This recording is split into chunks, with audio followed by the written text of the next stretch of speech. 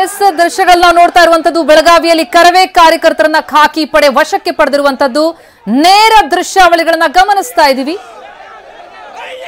ಭಾಷೆ ವಿಚಾರಕ್ಕೆ ಏನು ಶಿವಸೇನೆ ಕಾರ್ಯಕರ್ತರು ಕಂಡಕ್ಟರ್ ಮೇಲೆ ಹಲ್ಲೆಯನ್ನ ಮಾಡಿದ್ರು, ಅದನ್ನ ವಿರೋಧಿಸಿ ಜೊತೆಗೆ ಕರವೇ ಮುಖಂಡರ ಮೇಲೆ ಕೂಡ ಹಲ್ಲೆಯಾಗಿತ್ತು. ಅದನ್ನ ವಿರೋಧಿಸಿ ಏನು ಕರವೇ ಕಾರ್ಯಕರ್ತರು ಇವತ್ತು ಪ್ರತಿಭಟನೆಗೆ ಮುಂದಾದ್ರು. ಆ ಸಂದರ್ಭದಲ್ಲಿ ಈಗ ಕರವೇ ಕಾರ್ಯಕರ್ತರನ್ನ ಖಾಕಿ ಪಡೆ ವಶಕ್ಕೆ ಪಡೆದಿದೆ.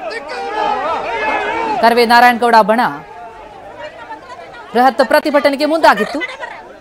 ಶಿವಸೇನೆಯ ಗುಂಡಾಗಿರಿಯನ್ನ ವಿರೋಧಿಸಿ ನಡೀತಾ ಇದ್ದಂತಹ ಪ್ರತಿಭಟನೆ ಇದು. ಆ ಸಂದರ್ಭದಲ್ಲಿ ಕರವೇ ಕಾರ್ಯಕರ್ತರನ್ನ ಪೊಲೀಸರು ವಶಕ್ಕೆ ಪಡೆದಿದ್ದಾರೆ. ಕರ್ನಾಟಕದಿಂದ ಮಹಾರಾಷ್ಟ್ರಕ್ಕೆ ತೆರಳುತ್ತಾ ಇದ್ದಂತಹ ಬಸ್ಗಳನ್ನ ಬಂದ್ ಮಾಡಲಾಗಿದೆ. ಹಲವು ಕಂಡಕ್ಟರ್ಗಳನ್ನ ಅಲ್ಲಿ ನಿಲ್ಲಿಸಿ ಜೈ ಮಹಾರಾಷ್ಟ್ರ ಅಂತ ಅವರಿಂದ ಕೂಗಿಸಿ, ಜೊತೆಗೆ ಆರಂಭದಲ್ಲಿ ಕೆಲವರ ಮೇಲೆ ಹಲ್ಲೆ ಕೂಡ ಆಗಿತ್ತು. ಇದೆಲ್ಲವನ್ನ ವಿರೋಧಿಸಿ ಇಂದು ಪ್ರತಿಭಟನೆಗೆ ಕರೆ ಕೊಟ್ಟಿತ್ತು ಕರವೇ. ಅದರಂತೆ ಕರವೇ ಕಾರ್ಯಕರ್ತರು ರಸ್ತೆಗಿಳಿದು ಪ್ರತಿಭಟಿಸ್ತಾ ಇದ್ದಾರೆ. ಆ ಸಂದರ್ಭದಲ್ಲಿ ಅವರನ್ನ ವಶಕ್ಕೆ ಪಡೆದಿರುವಂತಹ ಬೆಳಗಾವಿಯ ನೇರ ದೃಶ್ಯಾವಳಿಗಳನ್ನ ನಾವೀಗ ಟಿವಿ9 ಸ್ಕ್ರೀನ್ ಮೇಲೆ ಗಮನಿಸ್ತಾ ಇದ್ದೀವಿ. ಶಿವಸೇನೆಯ ಗುಂಡಾಗಿರಿಯನ್ನ ವಿರೋಧಿಸ್ತೀವಿ ಅಂತ ಕರವೇ ಕಾರ್ಯಕರ್ತರು ಆಕ್ರೋಶಗೊಂಡು ರಸ್ತೆಗಿಳಿದು ಪ್ರತಿಭಟಿಸ್ತಾ ಇದ್ದಾರೆ. ಜಿಲ್ಲಾಧಿಕಾರಿ ಕಚೇರಿಗೆ ಹೋಗೋದಕ್ಕೆ ಕಾರ್ಯಕರ್ತರು ಪಟ್ಟು ಹಿಡಿದಿರೋದು. ಆದರೆ ಕರವೇ ಕಾರ್ಯಕರ್ತರನ್ನ ಜಿಲ್ಲಾಧಿಕಾರಿ ಕಚೇರಿಗೆ ಬಿಡೋದಕ್ಕೆ ಪೊಲೀಸರು ನಿರಾಕರಿಸಿದ್ರು ಮತ್ತು ಅವರನ್ನ ವಶಕ್ಕೆ ಪಡೆದಿದ್ದಾರೆ. ಪೊಲೀಸರು ಮತ್ತು ಕಾರ್ಯಕರ್ತರ ನಡುವೆ ಕೆಲ ಸಮಯ ವಾಗ್ವಾದ ಕೂಡ ನಡೀತು. 100 ಕಾರ್ಯಕರ್ತರು ಬಂದಿದ್ದಾರೆ. ಅವರನ್ನ ಬೆಳಗಾವಿಯ ಚೆನ್ನಮ್ಮ ವೃತ್ತದ ನೇರ ದೃಶ್ಯಾವಳಿಗಳನ್ನು ನೋಡ್ತಾ ಇದ್ದೀವಿ. ಅವರನ್ನ ಖಾಕಿ ಪಡೆ ವಶಕ್ಕೆ ಪಡೆದಿರುವಂತಹ ಲೈವ್ ವಿಜುವಲ್ಸ್.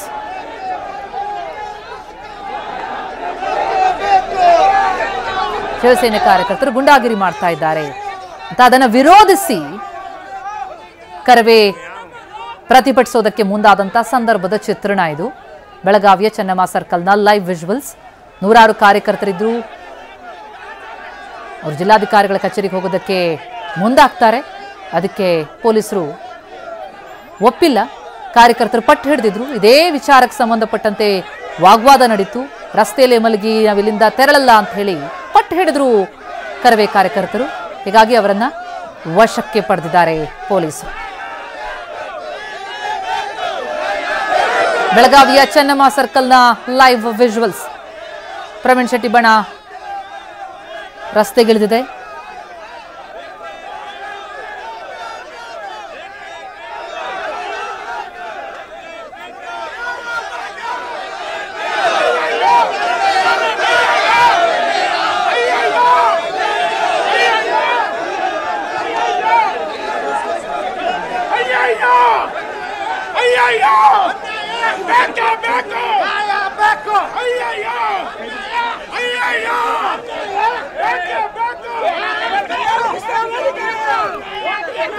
ಈ ಬಗ್ಗೆ ಏನಷ್ಟು ಡೀಟೇಲ್ಸ್ ಕೊಡ್ತಾ ಹೋಗ್ತಾರೆ ನಮ್ಮ ಪ್ರತಿನಿಧಿ ನರಸಿಂಹಮೂರ್ತಿ ಈಗ ಸಂಪರ್ಕದಲ್ಲಿದ್ದಾರೆ.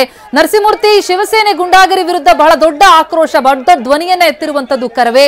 ಏನ್ ನಡೀತಾ ಇದೆ ಎಕ್ಸಾಕ್ಟ್ಲಿ? ಈಗ ಅವ್ರನ್ನೆಲ್ಲ ವಶಕ್ಕೆ ಪಡೆಯಲಾಗ್ತಾ ಇದೆ, ಏನ್ ನಡೀತು ಅಲ್ಲಿ? ಡೀಟೇಲ್ಸ್ ಕೊಡೋದಾದ್ರೆ.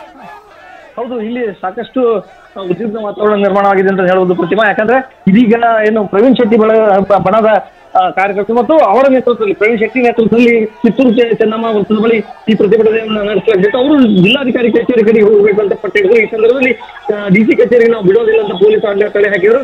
ಇದರಿಂದ ಆಕ್ರೋಶಗೊಂಡ ಅವರೆಲ್ಲರೂ ಡಿಸಿ ಕಚೇರಿ ಕಡೆ ನುಗ್ಗಬೇಕಂದಾಗ ಅವರನ್ನ ವಶಕ್ಕೆ ಪಡೆದು ಇದೀಗ ಬಸ್ಗಳ ಮೂಲಕ ಬೇರೆ ಕಡೆ ಕರೆದೊಯ್ಯಲಾಗ್ತಾ ಇದೆ. ಮತ್ತು 3 ಬಸ್ಗಳಲ್ಲಿ 100 ಕಾರ್ಯಕರ್ತರನ್ನ ಬಂಧಿಸಿ ಕರೆದುಕೊಂಡು ಹೋಗ್ಲಾಗ್ತಾ ಇದೆ.